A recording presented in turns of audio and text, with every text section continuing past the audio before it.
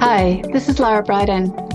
For many women, the years leading up to the final period can be a time of neurological symptoms, including higher perceived stress, anxiety, brain fog, migraines, and sleep disturbance. To learn more about the underlying mechanisms of neurological change, as well as assessment and treatment strategies, join me on November 15th for a Bioceuticals Clinical Mastery class. You can book your spot at bioceuticals.com.au. See you there.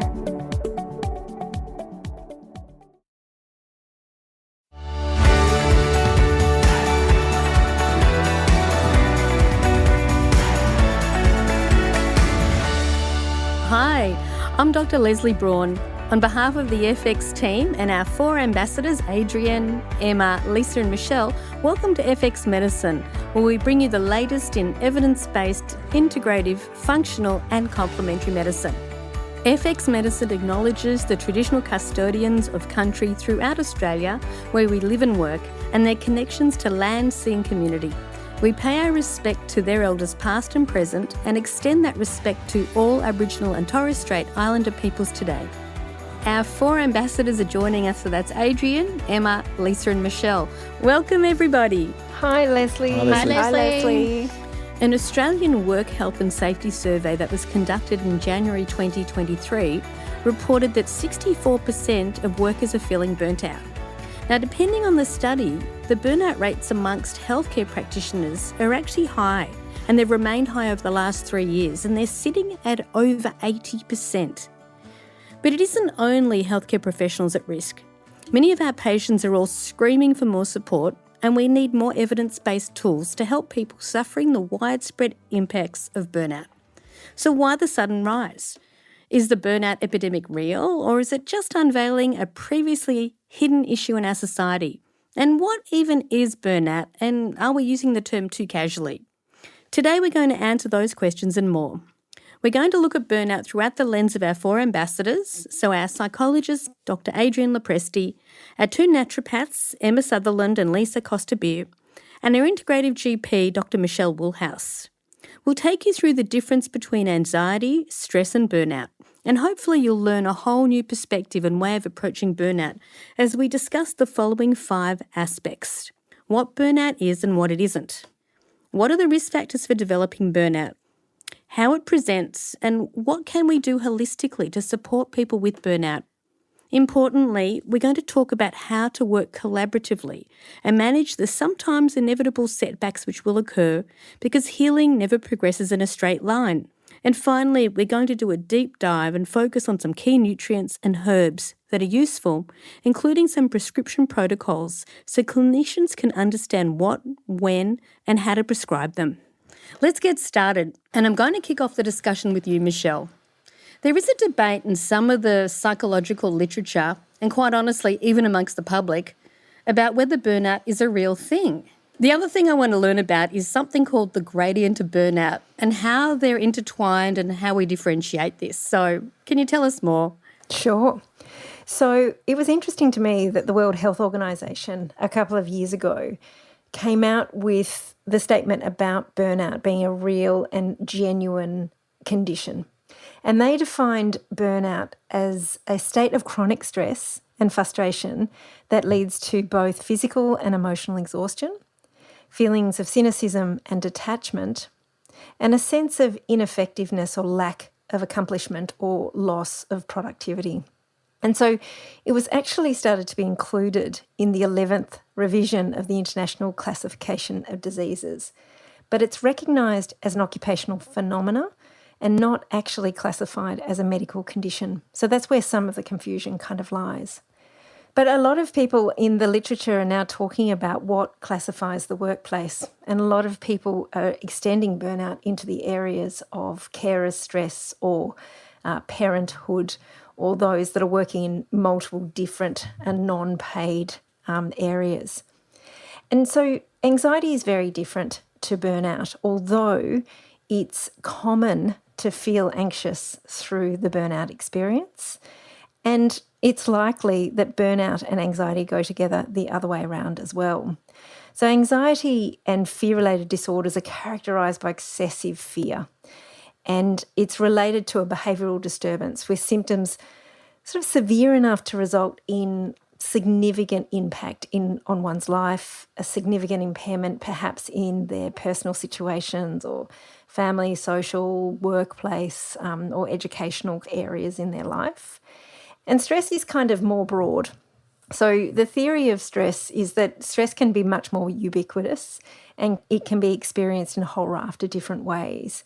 And I think the difference between something like burnout and anxiety is that stress is a very broad way of describing something. I particularly love this theory of stress by a researcher called Lazarus, which came out in the 1960s, and I don't think that there's a better one. And he states that stress is experienced when a person perceives that the demands on them exceeds the resources that they have or their coping strategies. But there is some really fantastic research that's coming out, and the leader of that research is Professor Gordon Parker, and he's a psychiatrist and founder of the Black Dog Institute, and he recently released a book on burnout. And he extended this idea of the workplace to encompass a much broader area than that paid work element. And he believes that burnout is actually particular in a certain group of people that is overrepresented in really dutiful people, really reliable, really caring, really empathic people. You know, Michelle, one of the things I think about when I hear your answer is we've done a 4 perspectives on mental well-being, and we talked about stress and how psychological stress is very much about how you perceive something. But burnout seems to be different because there's a physical element to it. It seems to have many more dimensions.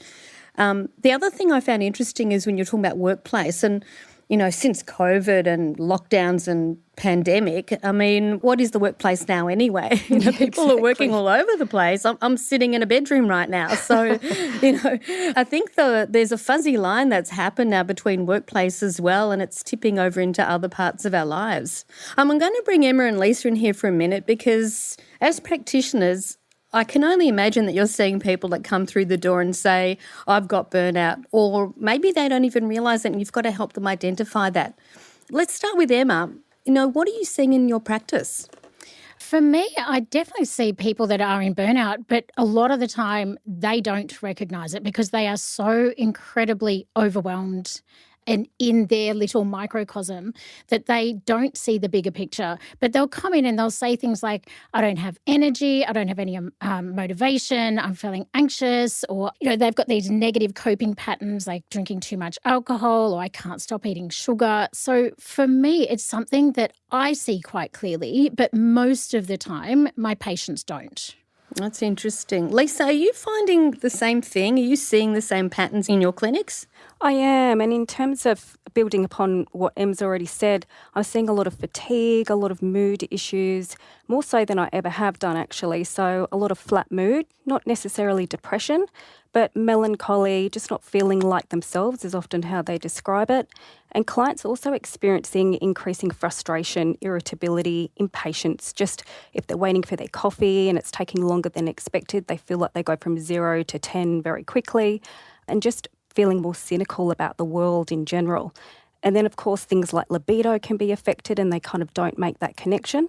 And, of course, when we're feeling fatigued and overwhelmed, the last kind of thing anyone wants to do is the libido sort of stuff. So I think burnout is really interesting because it's not just a mental state, as you said, but also manifests physically in every aspect of a person's life. And from what you're both saying, it's not something that someone feels for a day or 2 or a week. It's more longer lasting than that, isn't it? Yeah, definitely. Great. Look, I think it's time to ask Adrian, surely there's an official diagnostic criteria for burnout? I was reading that I think it's the University of New South Wales School of Psychiatry and obviously Black Dog Institute have recently carried out 2 Australian first studies looking into burnout. I know that they used, I think, over 1,000 volunteers to develop a method to try and understand this and have some kind of criteria so everyone's, again, kind of singing off the same song sheet. I'd love for you to explain a bit more about this because I'm sure a lot of practitioners are seeing people coming in with signs and symptoms and we need something to help us understand this.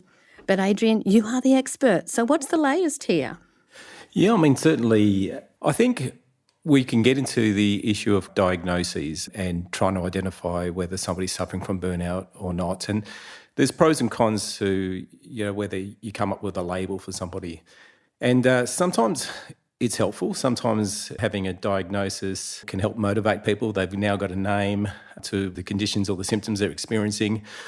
But the reality is that a lot of people, there's a significant heterogeneity when it comes to burnout and any condition in general. Many people will suffer, as Michelle mentioned, from anxiety. Many people also have sleep disturbances. I think some of the research is saying at least a third of people will have sleep disturbances who suffer from burnout. Many of them will have depression, and again, 30 to 50% of people will experience depressive symptoms. So we do need to do a really good assessment and try to identify symptoms people are experiencing. Are they sleeping well? Are they sleeping not enough? Are they sleeping too much? Are they experiencing depressive symptoms? Are they experiencing anxiety symptoms? What's their social connections like? Are they withdrawing? Because that's another common symptom that occurs with people with burnouts, that there's a social withdrawal. There's less engagement at work, obviously, that occurs. So I think they're the things that we really need to be asking for and even when it comes to ourselves as practitioners, are we experiencing some of these symptoms? And what are some of the risk factors? What are the causes? What are the things that are contributing to these symptoms in myself or in the clients that I'm seeing? I think they're really, really important questions that people need to be asking. I agree. Emma, from a naturopathic perspective, I know you've worked with various tools in practice, and one of the ones that I see a lot reported in the research is something called the Maslach burnout inventory. Yes, I know it's got limitations, it's got strengths. Do you use it, and how helpful is it? I don't use it. I think it's good to understand it, though, because it was the first scientifically developed measure of burnout. And, realistically, it's used in about 88% of burnout literature. So we do need to understand it. And it is validated for workplace use. So what I think is important about this is that it's very specific for health professionals, government employees, teachers, and the actual index itself comprises of 22 questions, and the person has to rate them on a frequency scale. And there's questions like, I feel emotionally drained by my work, or I feel like I'm at the end of my rope. And when you look at the pros, it is considered gold standard for measuring burnout. It's globally recognised, which is good. It's very well researched, it's well validated for screening workplace burnout, and it's pretty easily done with a patient in about 5 minutes. But when you look at the cons, it is workplace related only. I think it's outdated. It doesn't include cognitive impairment. It considers burnout an occupational phenomenon and not a medical or a physical condition. And it also doesn't take into account personality traits. So I think when you weigh it up, it's not something that I would use clinically. Okay, well then that begs the obvious question, what are you using clinically and how useful is that? Yeah, I use the Sydney Burnout Measure, which was developed by Gordon Parker, as Michelle mentioned earlier. I feel it is way more relevant for us. It takes into account the personality types. And when you're looking at that, people in people professions such as us were more likely to suffer from burnout. And I feel his reframed index is way more relevant in current times. I feel it's more holistic in nature. It covers a wider symptom set, so it includes the 5 burnout factors, which is exhaustion, cognitive impairment, compromised work performance, empathy loss, and social withdrawal. So looking at the pros, it's way more recent, 2021. It's Australian-based. It takes into account more factors of burnout, and it doesn't consider burnout just a workplace phenomenon. And it is actually really easily done in about 5 minutes. But looking at the cons, validity is still being researched. It is new, so we don't have the long-term validity. And if the scores do come up high, you've got to ensure that you refer back to a GP to look for conditions such as anxiety or anemia or depression or hypothyroidism. So it's not perfect, but I think it's way more relevant. Wow. I really like the fact that it's beyond workplace, but also the fact that it only takes 5 minutes. How many questions in this measure? It's 34. So there are more questions and it is a little bit more holistic, but it's often something that I will put in front of a patient or send them afterwards and say, look, don't think too much about it. Just gut feeling, first answer, and send it back to me. And it's a really good insight for me just to get a baseline with patients. It sounds really easy to use and really easy to interpret. Yeah. Yeah, thank you. Now, Michelle, what do you do when people come in and they say, I think I have burnout, or maybe they don't recognise it, but like we've talked about, you're starting to think that this might be the case. How do you assess people? I think it's really important to listen really deeply to their story. I have a full hour with my new patients, and I think a lot can be had by the way you listen to a person tell their story. And they'll often kind of, hear things about, I've had enough and irritability is worse than ever, and there's a lot of self-doubt and even to the point of imposter syndrome and perfectionism, and you can kind of pick up a lot of these nuances along the way. So as you're listening deeply, you're looking for the quality of how people are telling their story. And I usually see female patients, and so there's a prevalence within the female population in terms of that, particularly if you're looking at the group of people that are previously very passionate about their work. And so often that loss of passion is quite disturbing for them. I also like Gordon Parker's assessment, and I don't use Maslach's measure quite so much. But I think generally a good history taking can really pinpoint what burnout is. The other thing that I often tend to do for people that have almost normalised stress in their life, so they're used to such high levels of stress that their coping strategies have become lessened, but in fact they feel like they are not coping, even though they're coping with more and more and more. And so I like to do saliva cortisol tests throughout the day, so that people can actually see the response of their cortisol to certain stressors. And I think that that's a really nice way that it's a stress test, but it's actually helping people to understand the level of impact on their physicality of their body in a burnout situation. I found it really interesting how you also use salivary cortisol. I think that's so smart.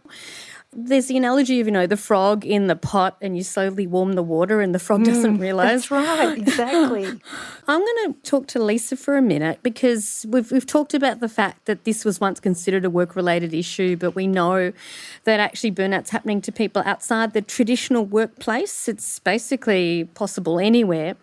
And I'd imagine you probably have seen people that, might have had burnout related to work, but you've seen a shift in your practice.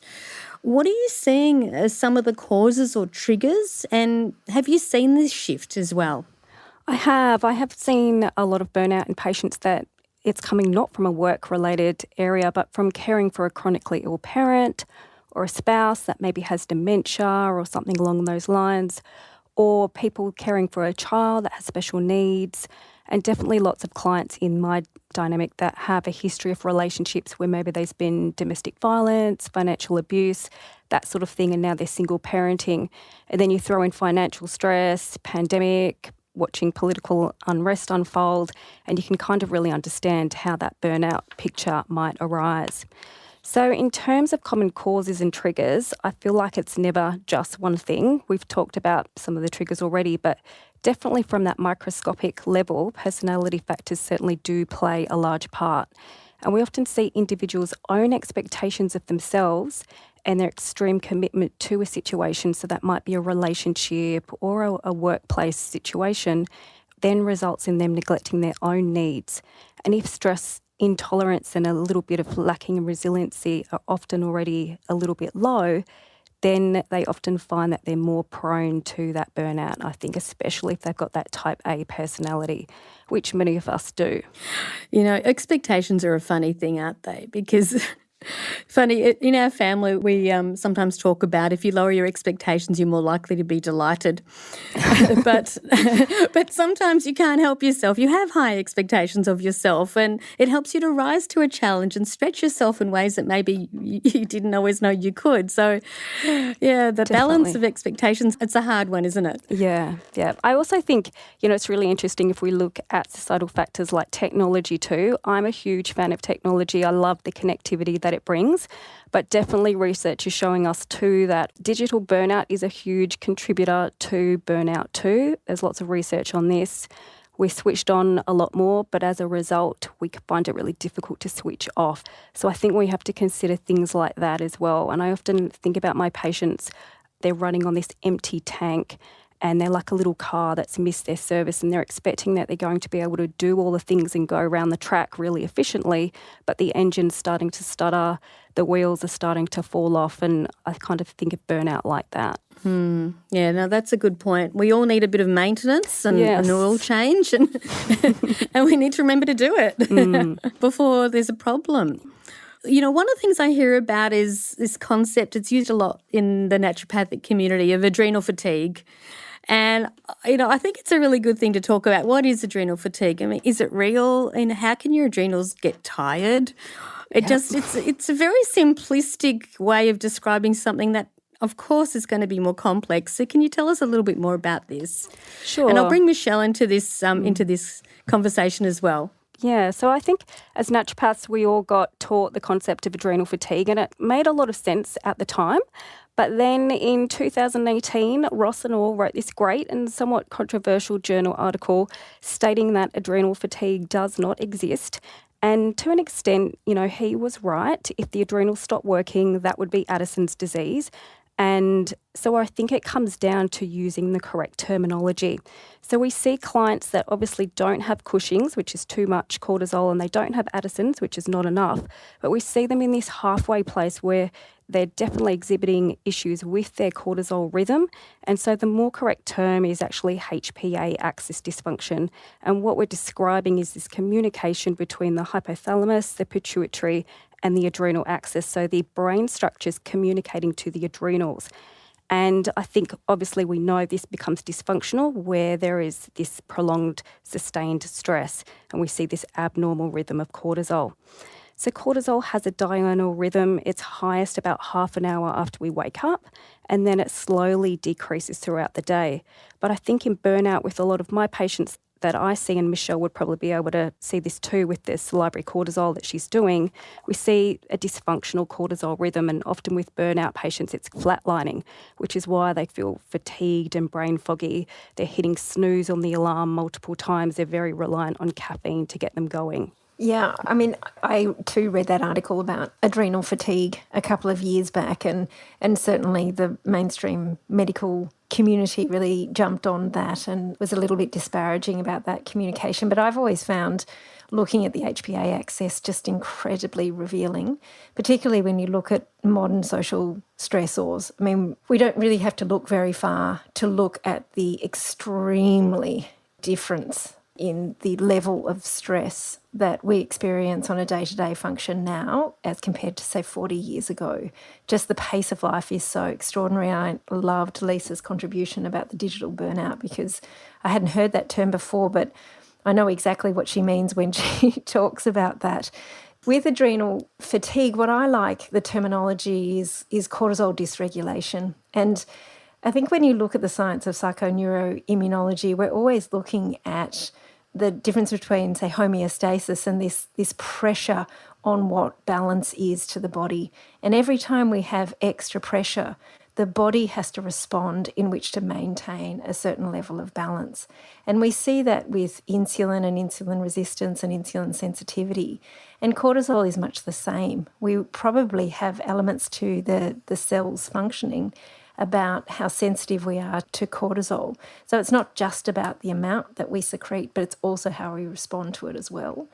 And then there's the impacts of cortisol on sleep and the impacts of cortisol on sex hormone regulation and insulin, all of which are neurosteroids and all of which have impacts on brain function as well. So it's a very holistic concept to bring cortisol and stress response into helping patients to understand, or helping people with burnout understand, the physiological implications of when the body is under extraordinary levels of stress. Yeah, that makes so much sense. Well, I'm glad we cleared that up. So adrenals getting tired is a bit simplistic, and we've got some new ways of thinking about it. So that's really helpful. Adrian, you mentioned labels. So one I've heard about recently is post-pandemic stress disorder. Is that a real thing? Or is it just burnout, which happens to happen after the pandemic? What do you think? Look, to be honest, I hadn't heard of that term before, that disorder, and there's always new ones. And if we think about post-pandemic stress disorder, I assume that means that they've experienced the stress following post-pandemic. But, why hasn't everybody experienced post-pandemic stress disorder? Because we've all experienced this stressor. But some of us have experienced exhaustion after that, and some of us haven't. Some of us experienced depression, some of us experienced anxiety, but the reality is not all of us have. And what the disorders don't allow us to do is to identify the factors that might be contributing to the symptoms that people are experiencing. And I think sometimes disorders are there to keep psychologists and psychiatrists and so on in jobs and keep us relevant. No. Come on. Yes, really? So I think we just got to be careful around that. But if it's helpful for people, if a label helps them to understand it, but ultimately, we need to really look at the person and not the disorder. We need to treat the person and not the disorder. And we need to identify the risk factors that were going on for that individual before the pandemic and after. I just recently read a Taiwanese study where they looked at burnout, and what they found was that people who had an abnormal meal time, there was a 140% increased risk of having burnout, and people who were frequently eating out had a 50% increase of burnouts, and lack of sleep was a 5-time increased risk of experiencing burnout. So those are the things that we need to be assessing for, and then from there developing a treatment plan with our patients to help them overcome some of those symptoms.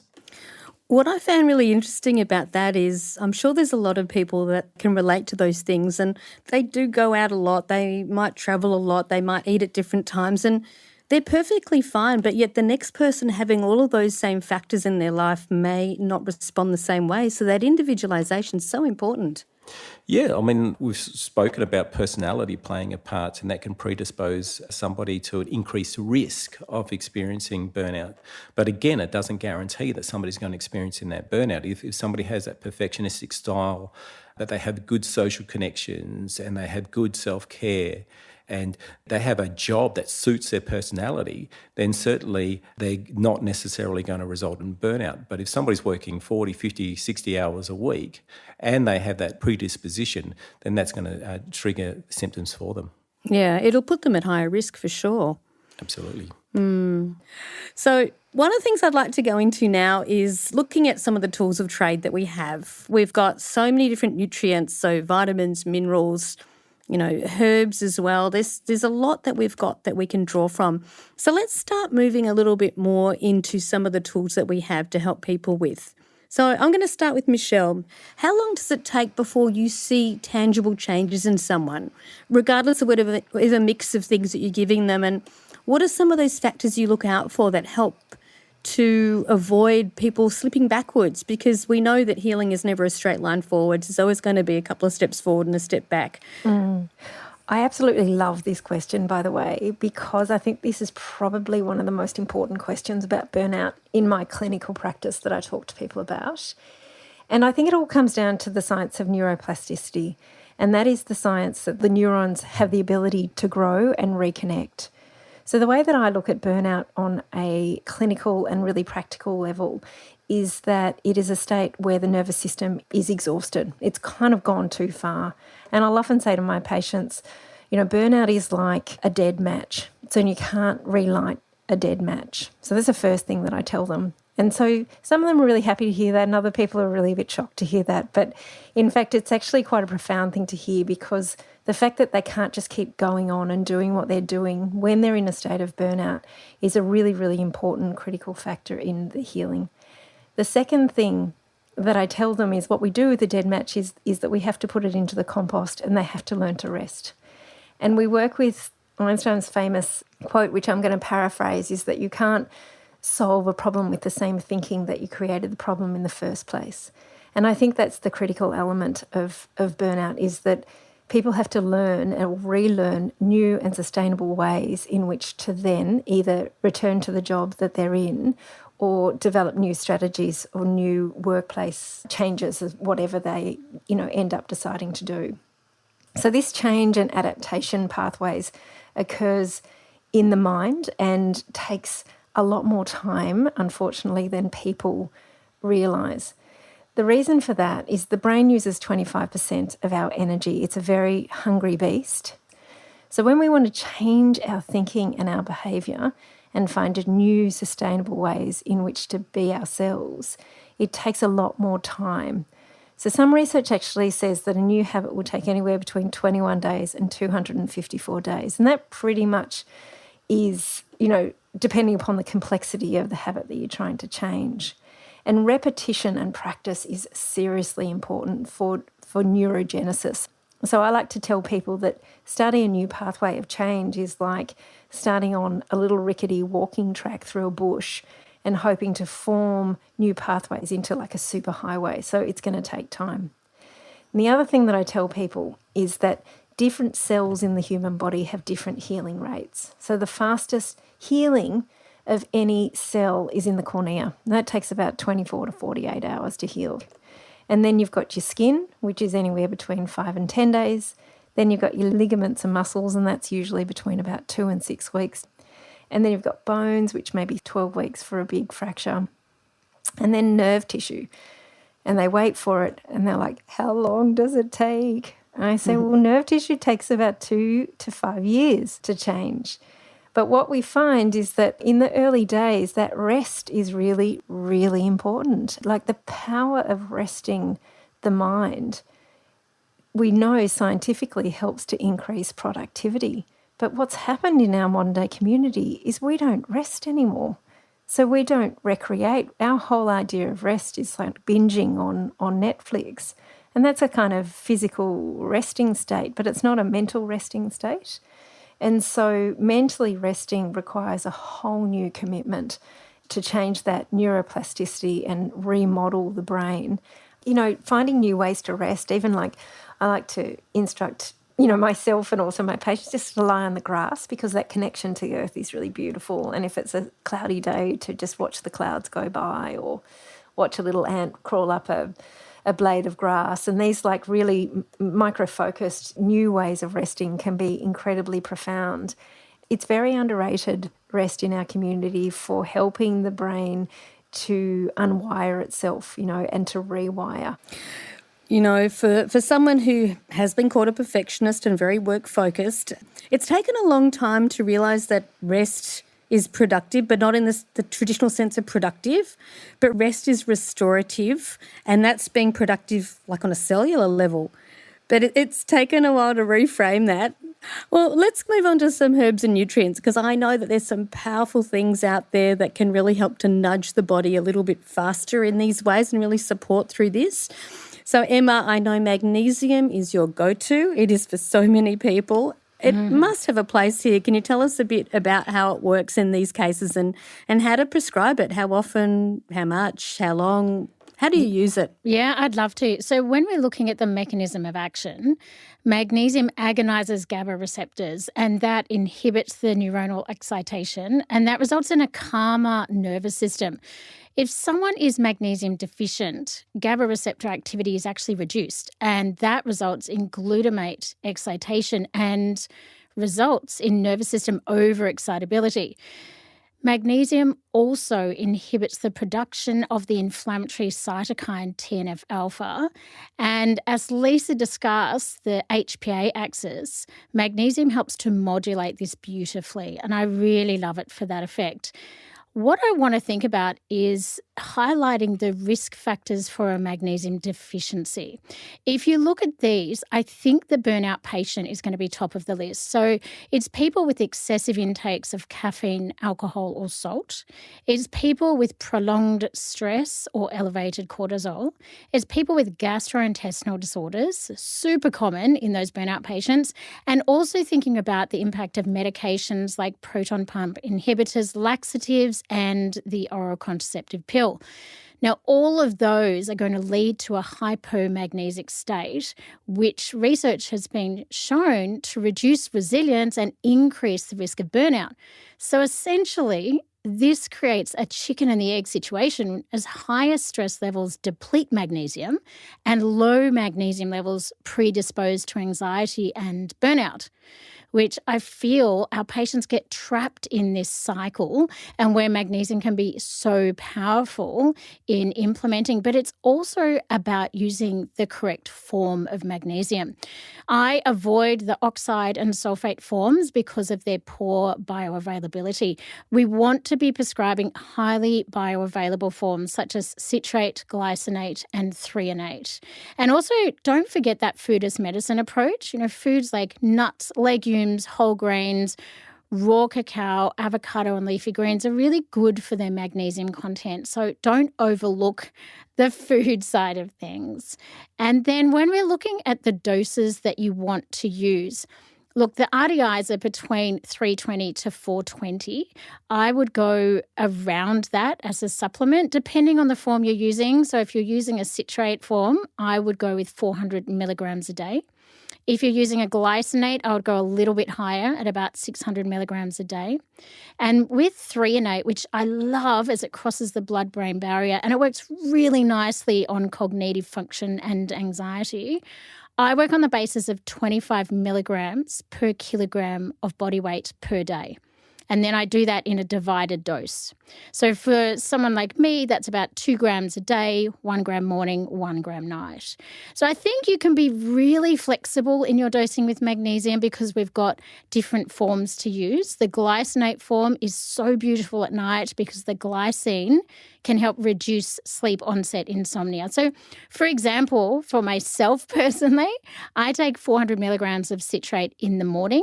And then I take another 200 milligrams of the glycinate form at night. But you can really tailor it to the patient sitting in front of you, which I think is the beauty of magnesium.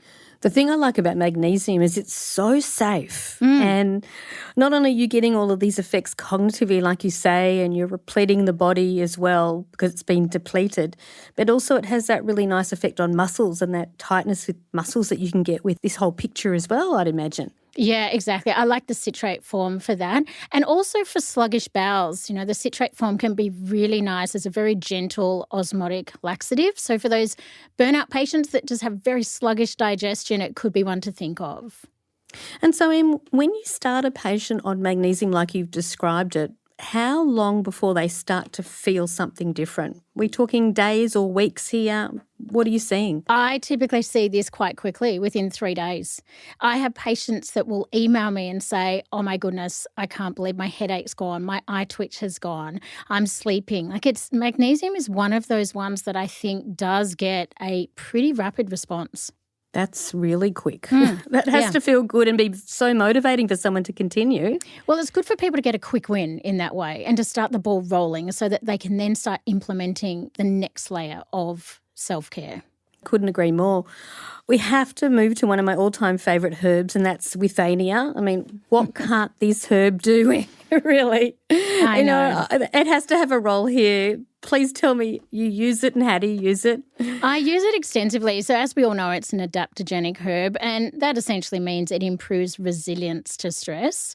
The active constituents are mainly the withanolides, specifically with Saffron A. But interestingly, when I was researching for this episode, many papers said that there was evidence for as yet unidentified active constituents in Withania. So that means while we have identified withanolides, there's whole plant medicine here where we could also keep in mind it's the synergy of the whole plant. But looking at the mechanisms of action, once again, like magnesium, it works beautifully on the HPA axis and results in that sort of healthier expression of hormones. Research has also shown that Withania has an upregulating effect on GABA receptors, and I do have to say clinically I use magnesium and Withania a lot because their actions are so similar. And interestingly, Withania has also shown to have an anti-inflammatory action by increasing interleukin 10 and decreasing NF-kappa B. So beautiful when those patients are also inflamed and burnt out. I think what you've described about herbs is so common. Herbs they're they're so complex. It's not like a drug with a single molecule and a mechanism of action. When you have a herb, there's so many actives in there, and I think for so many herbs like this one, there's a lot we still don't understand. Yeah, I would agree. And it is confusing, I have to say, when you're looking at the forms and you're looking at the research. And what we've got to take in note is that mainly it's the root and leaf extracts that are used, but a lot of them are standardised with varying amounts of withanolides in them. But more doesn't mean better either. Don't discount that impact of the whole plant extract. There was a 2022 study in adults with perceived stress, and they used doses of 400 milligrams, 225 or placebo for 30 days. And in both treatment groups, there were improvements in cognitive function and self-reported measures of stress, anxiety and food cravings. But interestingly, the 225 milligram dose showed the best reductions in serum cortisol. So it's not always the fact that more is better, as is the case usually with herbal medicine. Yeah, very good point. Now, Lisa, I'm sure you use Withania as well. What's been your clinical experience with this, and how quickly are you getting results with Withania? I love Withania too. It's so indicated for that burnout picture due to its restorative, almost grounding action. I like to use Withania for a lot of the other concerns that come up with burnout, like the appetite that Emma just mentioned in terms of eating behaviour. So I often find when there's that burnout picture, we see changes with the way people are eating, that some people don't want to eat at all, they lose their appetite. And then more commonly in my clinic, I see a lot of women kind of binge eating, mindlessly eating as a form of self-soothing because they're feeling so fatigued and unmotivated.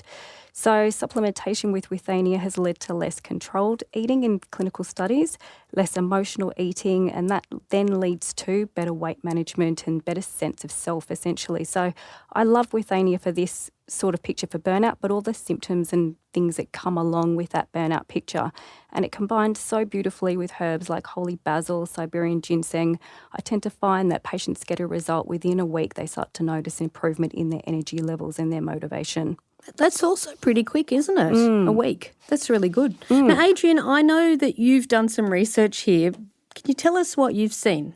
Yeah, I mean, certainly Emma and Lisa have covered it quite well. So I suppose the thing we need to really think about is if we're going to use a Withania extract, I think it's important that it's a clinically trialled one. There's several out there that have had extensive research on their quality and efficacy. And so I'd really encourage people to use ones that have been clinically trialled. So that's probably one thing I'd recommend. And I suppose the other thing too is in the research studies, we're generally kind of dosing once in the morning, once in the evening. But in clinical practice, I think you do need to individualise it a bit. So if you think you need to go heavier in the morning or maybe have a dose in the afternoon. So you certainly individualise it because we don't know what the optimal dosage is. We don't, every time it's one in the morning, one in the evening, but I've tried to use it with my clients. Maybe for some people they have a double dose in the morning, for example, or a dose in the afternoon as opposed to an evening dose. So just really try out the different combinations and see how that works for your patients. So it sounds like there's an opportunity to titrate the doses with your patients for them to start to notice how they're responding and then make a few changes accordingly. Yeah, and that's where really a lot more research needs to be done around titration, also around its acute administration and chronic administration. And unfortunately, you don't have that opportunity to do that in clinical trials. In a trial, you'd use the same dose for 4 to 8 weeks and you'd keep them at that same dose. But in clinical practice, you might start lower and then increase the dose if you're not seeing a response over time. So I would certainly use the research to guide the extract types and the dosages and give you some guidance on the dosages, but really try out the different trials and combinations. Makes sense. There's so many other herbal therapeutics that would be beneficial in burnout. I know there's another star herb here, saffron, of course. There's Kava, holy basil. I think Lisa mentioned that. Adrian, I know you've done some research on saffron. It is also one of my favourites, although I've got to say I haven't got much clinical experience with it. Can you tell us how this herb might fit in? Yeah, the dosage for saffron, people kind of freak out because it's so expensive, but you're only using a very, very small dose. So whereas with Withania, you're using 300 600 milligrams a day. With saffron, you're only using, well, in the trials that I'm using, we're using 14 milligrams twice a day. So it's a very tiny dose. And again, when it comes to saffron, I would use clinically trialled saffron extracts. All the trials that I've done have been on an extract called Saffron, and we use 14 milligrams twice a day in most of the trials that we've done. And particularly if people are experiencing your more depressive symptoms, that's when I think saffron is when you should be kind of using that as a treatment option for people who are experiencing those depressive symptoms. And we've also done trials for saffron with regards to sleep. And in those studies, we gave 14 to 28 milligrams of saffron or Saffron at 1 hour before bed, and it showed some really positive effects in sleep. So, and the reason why we did that trial was because with the depression trials that we were doing, one of the comments feedback we were getting was that many of the people were experiencing improved sleep. So we thought, okay, maybe one of the mechanisms is through its impact on sleep, and that's how mood improves. And so we've done 2 trials now showing that saffron can help with sleep. So if someone was to use saffron because they had the mood effects that happen with burnout and also some sleep disturbance with this, how quickly are they going to see some kind of response? One of the benefits I have with doing clinical trials is half my subjects or half the participants are on a placebo and half are on the real stuff. And the reality is that through placebo-controlled studies, you always get a benefit. So the answer to that question is part of it also depends on their expectations. So if they have really positive expectations about the supplement that you're going to give them, they're more likely to have rapid effects. That doesn't mean it's not from the herb, but I think how you present it, the psychoeducation you provide, the information you provide about the herb is going to impact on how quickly it works, because if you believe something's going to help you, it's going to work very quickly. But saying that, we again are seeing improvements within about 2 weeks, improvements in mood. We're seeing generally it stabilises about 4 weeks and then it continues to kind of mood improves after 8 weeks. So most of our trials have been about 8 weeks. I would, again, as I mentioned earlier, if it was in clinical practice, after 4 weeks, if I was getting a moderate improvement in symptoms, I would then increase the dose a little bit for people and see whether we got a greater treatment response, which we don't do in clinical trials. So that's something for people to think about there. So you'd do a 4-week trial with a patient and see how they respond, and if they're not getting maximal response, you'd up the dose. But if they're getting maximal response at that point, you'd just maintain the dose? Yeah, even 2 weeks. Even after 2 weeks, if you're seeing them and they're saying they're not experiencing any improvements, or if you're giving them a questionnaire, you're not seeing any improvement in their symptoms or in their scores on the questionnaire, then even after 2 weeks, you can just increase the dose a little bit and go to, say, 28 milligrams maybe during the day, in the morning, and then you could potentially go to 14 milligrams at night. Okay. And we've heard a lot about Kava. I know there's a meta-analysis for Kava in generalised anxiety disorder, and it's been used quite a lot for more of that anxiety type picture.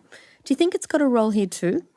Yeah, again, this is where you can kind of certainly choose the herb based upon the symptom presentation. So if you have somebody coming in with burnout who are experiencing your depressive symptoms, that's where your saffron can play a part.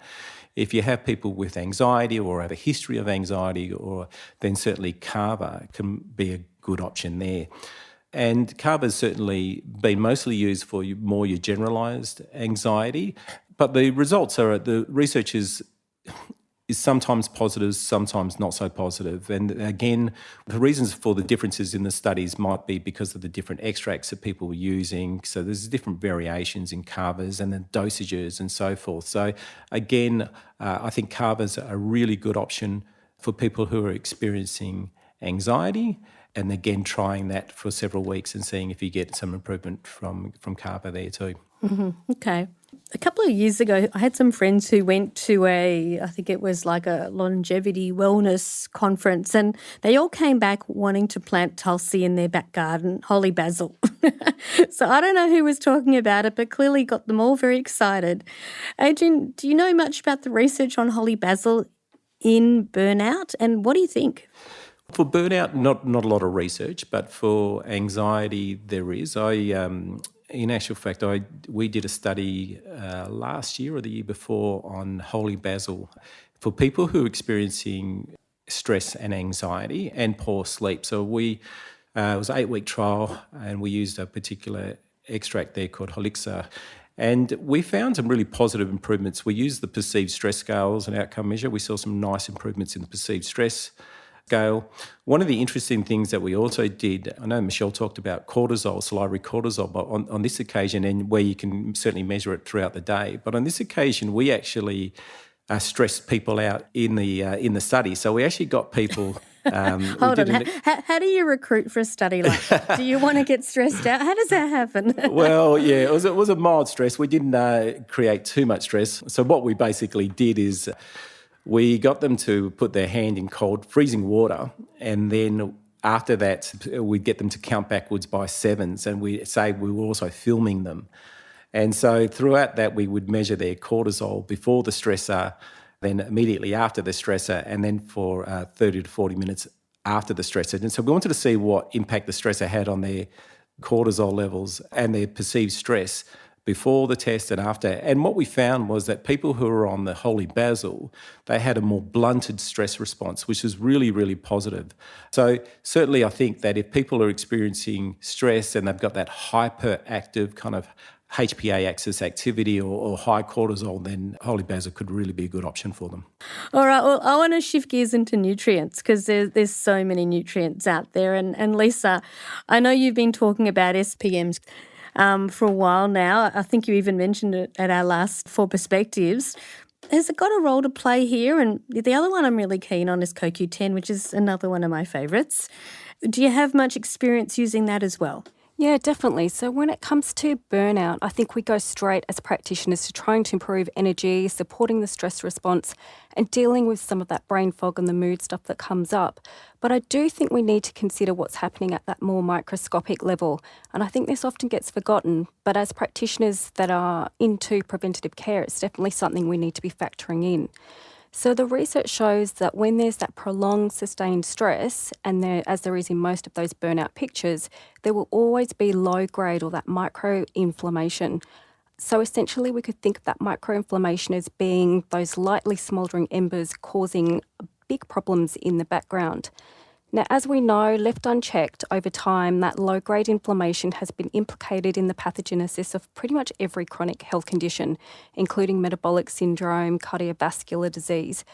And I don't think patients with burnout realise that this could be happening in the background. So for practitioners, it's really worth considering trying to resolve microinflammation when there's a patient that's coming in with burnout, even though they're not really presenting with overt inflammation. And this is where the SPMs come in. So SPMs, or specialised pro-resolving mediators, is what they stand for, are essentially substances that help to resolve inflammation. So we're familiar with omega-3s, reducing inflammation, but the SPMs take it one step further and actually help to resolve that inflammation. And we know that production can be impaired of SPMs where there is chronic inflammation, which there is in burnout.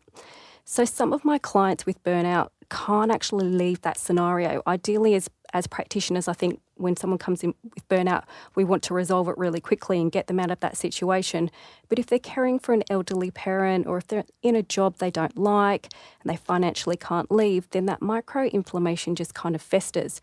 So I think the impact of microinflammation is a lot more extensive than we think, and using something like the SPMs can be very helpful just to help offset that. So we're looking at about 100 to 200 micrograms of SPMs daily. You could go higher if there was a lot of inflammation, if the patient was presenting with a lot of brain fog and really bad symptoms. But I'd start off gently and then increase if required. And then you can also taper down if they're getting the results that you want pretty quickly. And then the coenzyme Q10 that you mentioned, we all love CoQ10. We all know it's a fat-soluble antioxidant. Just so important for the energy production in the mitochondria, which we know are those little powerhouses in our cells. Now, low serum levels of CoQ10 are found in people that have fatigue. And these levels of CoQ10 often correlate with levels of fatigue. So the lower the CoQ10, the worse the fatigue that is experienced. So being in a constant state of SNS dominance and burnout results in mitochondrial dysfunction. We know this. And this is because it's the actual stress that causes the oxidative stress and inflammation, and that then results in the fatigue and burnout. So CoQ10 functions as an antioxidant to help protect our neurons, and that improves the neural pathways connecting the brain to the muscle. So in meta-analysis, CoQ10 has been shown to produce a statistically significant reduction in fatigue, which then also results in less brain fog. So it's a no-brainer when it comes to burnout, I think, but not necessarily one we think of straight away, but one we should be thinking about. And ubiquinol is the active form of CoQ10. It's more bioavailable compared with the oxidized form, which is the ubiquinone. They're both good, but the ubiquinol is the better form because it's more bioavailable. So it's going to produce more bang for your buck, essentially. And as we age, our production of CoQ10 decreases. So we probably need to go for something like the ubiquinol over the oxidized form, I would say, and definitely for someone that has burnout. Dosage-wise, we're looking at benefit from 100 milligrams, but you can go much higher, up to 500, 600. But I think even a small dose is going to be beneficial in patients that have burnout. Most of the studies usually go for about 2 months, but of course with burnout we know there is sometimes no kind of ending point in sight. So I think continuous use is important for a lot of our patients, and I usually team it with some B vitamins. Yeah, that makes a lot of sense. When I used to work at the Alfred Hospital, we did a lot of research with CoQ10, and I know that there's research that's been conducted with CoQ10 with people with chronic fatigue, a whole lot of mitochondrial disorders as well, and it's just one of those things, super safe, you can take it long term, and it really makes a difference in that mitochondrial, the cellular energy piece. So it makes sense that it will fit here too. Yeah. Michelle, we know that when people are stressed, they go through vitamin C and some of the B group vitamins more quickly. The requirements just increase so quickly and in a very significant way. What do you do? Do you use this, and how do you use this? I like to put it back to basics. Like, the body has a response to stress if it is nutritionally deplete. So even looking at where a person's nutritional level is at. So if they're iron deficient, we like to, make sure that they've got enough iron, because otherwise that's obviously a really clear source of fatigue. Zinc is a major one. It's really quite similar to magnesium in the sense that it gets used up excessively at times of stress, and can be really profound for settling down that overwhelm of the brain. But B group vitamins are a total go-to for me as well. We know in the literature that people use up their B group vitamins at times of stress, but also multi-B was equally as effective as counselling in some research by Julia Ruckledge from Christchurch in New Zealand, after a period of time where counselling wasn't available. So the research on using B group vitamins when a person is stressed is really quite strong, and I think in terms of safety and efficacy, it's a total go-to. It's really important to go back to basics sometimes, and so I do use Bs quite a lot. And there's some really great formulas that have been developed with that stress and burnout in mind. So they also contain, vitamin C and maybe a higher amount of B5 and maybe some zinc and some other really complementary nutrients that actually really support brain healing and neurogenesis as well. I'm really glad you mentioned Julia Ruckledge's work. The way you described it was like, this is counselling benefits in a bottle. I can't imagine it's that simple, but that's how you said it. Anyway. Well, yeah, I mean, we know that these nutrients are super important. And, as Lisa mentioned before, sometimes in burnout, people are, excessively using alcohol, caffeine to stimulate them in the morning, excessive sugar breaks in the afternoon or all throughout the day. And these are the kind of stressors of the body that actually use up key nutrients, like Em mentioned, like magnesium, zinc, and B group vitamins, and create that underlying subclinical chronic inflammation. And we know that, we don't think as well when the brain is inflamed. We don't behave as well. We don't relate as well. We don't communicate as well. And these are all factors in burnout that are really worth considering. And so because it's so safe, it's water soluble, it's really quite a cheap intervention. Really, I think it's essential for people experiencing burnout in most cases. And its impact on neurogenesis is probably assumed. I mean, when we look at neurogenesis, we know that nutrition actually helps to support brain development. We know that in a developmental case, we know that in adolescence, and we know that in adulthood as well. So you kind of have to put the pieces together, because we probably don't have a study yet on B group vitamins and burnout, but we will in the future, and I'm sure that those conclusions will concur with Julia's research from New Zealand. Yep, highly likely. Highly likely. Now, Michelle, I know that you have recently launched your first book, so congratulations. Thank Very you. exciting. But you talked in your book about managing setbacks, and I think one of the things we have to be is realistic. You know, like we also said, that recovery is never in a straight line forward. There's always little setbacks along the way. So can you share with us some of the key strategies that you talked about in your book about, you know, when people are experiencing a setback? Well, I think you mentioned before expectations, and I think that probably setting people's expectations right from the start is really important. And depending upon the depth of burnout and their current life situation, making sure that they don't expect to feel better within a week, 2 weeks, 3 weeks, 4 weeks is really quite important, because what we don't want to add to their current situation is another sense of failure, because failure and not feeling good enough is almost pathognomonic of a burnout kind of scenario. And I almost think burnout is like an invitation to self-compassion, because, you know, when we talk about the personality types of people being kind of driven and passionate and empathic, often they're putting a lot of their energy into supporting other people, and they tend to forget the need to look after themselves.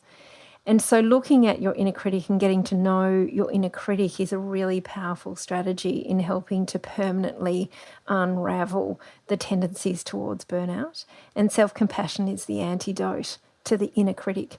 And then through practice and repetitive experience, this level of self-compassion, almost like just like you do bicep curls at a gym, it starts to become stronger, and it starts to become a go-to method of self-soothing, but also self-encouragement that is, as I said before, a total game changer.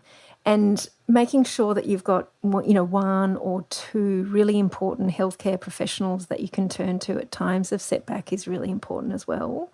Not doing this alone, because what we want to achieve after burnout is a much more sustainable ability to look after oneself. But for many people, it's a part of their style of working, this tendency to work really hard, their tendency to get really passionately involved, puts them at risk of burnout. And really embracing the power of rest, as you mentioned before, Lesley, like really bringing it into your everyday, into your every week, into your every month, and into your every year. So it's beyond the holidays as well. It's really embracing leisure time, recreation time, hobbies, and that non-striving aspect of life. Managing social media and making sure you don't have excessive comparisonitis, that can be really difficult, particularly at the early stages. I like that. Yeah. That's a good word. At the early stages of burnout too, and really becoming quite reflective and understanding the tenderness that's required, particularly in that early stages of neural change.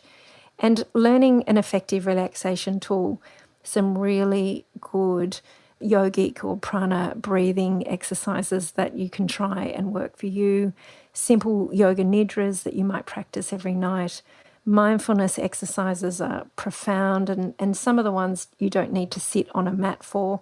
So even, for example, washing the dishes with a mindfulness-based perspective can just be a beautiful way of slowing down. Some people have turned, I think I spoke to you last time about this, Lesley, of using ice bathing, like people are jumping into icy cold water. Sounds stressful to me, I'm sorry. But that, you know, that's become quite popular as a way of developing a habit where you're kind of engaged in nature, you're learning to really relax the parasympathetic nervous system. And then developing, you know, what works for you to commit. So not to overcommit to too many of these things, but to really find the one that works for you and develop that and put that into your daily life can really help with setbacks as well. So one of the things that I've learned from what you've said, there's so many things, but one of the things that I think it's really important for people to remember is if your burnout is a workplace-related burnout, just moving to a new job doesn't mean that suddenly you're going to cure this, because what everyone's been saying today is that your body's depleted. Your brain is undergoing some kind of change that needs to be reset. Your attitudes and expectations need to be reset. Your routines, your attitude to rest and relaxation needs to be reset. So it sounds to me like you can't just change your job and go, right, I'm good now, all good. Has to be more than that. Yeah, I think it's a real invitation to really looking within and learning and trusting the body's innate healing, because the body has this beautiful innate mechanisms inside us. And what many people forget is that the mind's natural state is one of calmness. And so what we have to do is often remove the stressors to get to that calmness. You know, we often do the opposite way around. We kind of seek calmness by doing more and more. And often calmness comes by doing less and less. Yeah, thank you. So, Emma, I want to just finish with you and talk about prevention, because Michelle and I have been talking about people who have had burnout, that they're going through it, recovery and, you know, all the changes required there. But what about helping everybody not get into that place in the first place? What are some of those early signs or just healthy things that we can put in place so we don't even get to early signs, because we're maintaining ourselves really well, we're well sustained and all those other things. So I'm just curious for you as well, what are the red flags you look for, or how do you help your clients to understand how to put all the good things in place so they don't get to burnout in the first place? It's a really interesting thing. I mean, first of all, we as health practitioners are, I believe, the lowest hanging fruit for burnout. So we really do need to be on the front foot.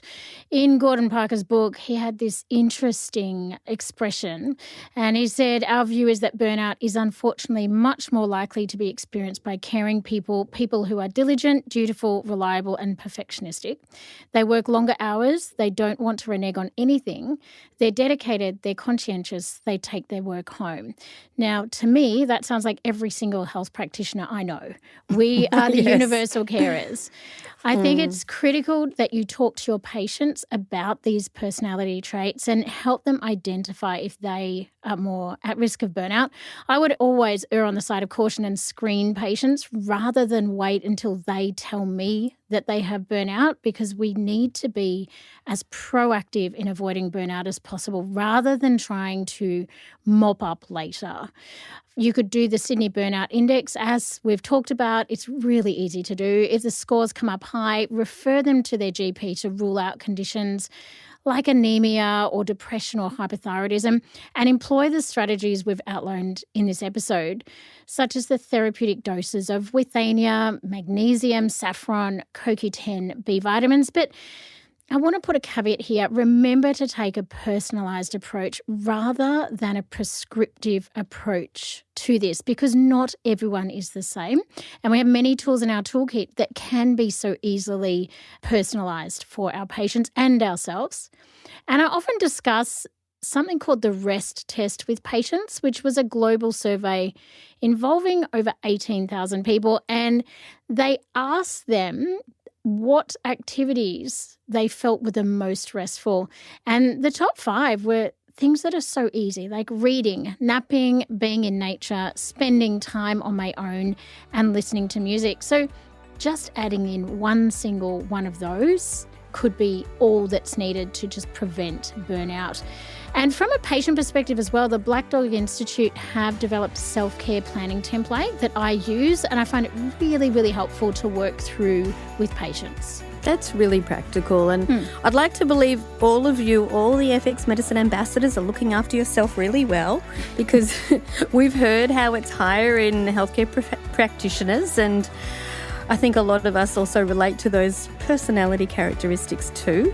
So I just want to say a big thank you to everybody here. You know, we've covered a lot of ground. We've talked about definitions and diagnostics, herbs and nutrients. Some of my favourites, Withania, CoQ10, B group vitamins, magnesium for just about all aspects of this as well. And we touched on quality diet, regular physical exercise, sleep, spending time in green spaces. You know, we haven't done a deep dive in those, but I think a lot of our listeners already understand the importance of these things as well. And Em, I really like the fact that we ended with that prevention and knowing where you are and putting in place those things that make you feel restful and realising that's actually really important. So I just want to thank you all for sharing your thoughts and expertise today and your stories, and I'm sure our listeners will love hearing this episode and all the practical strategies that you've outlined today. Thank you. Thanks Lesley.